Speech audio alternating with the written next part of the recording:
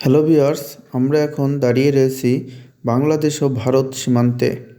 সন্ধ্যার শান্ত সময়ে নদীর প্রশান্ত জলরাশি যেন এক গভীর নীরবতা ধারণ করে আছে।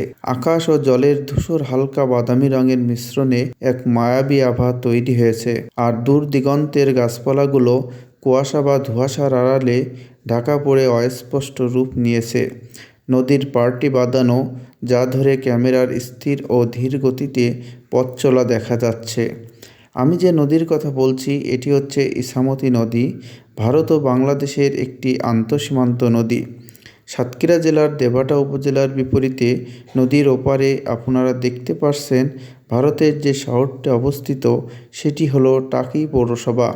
এটি পশ্চিমবঙ্গের উত্তর ২৪ পরগনা জেলার একটি বিখ্যাত স্থান, যেখানে প্রতি বছর বিজয়া দশমীর সময় দুই বাংলার মানুষের মিলন মেলা বসে।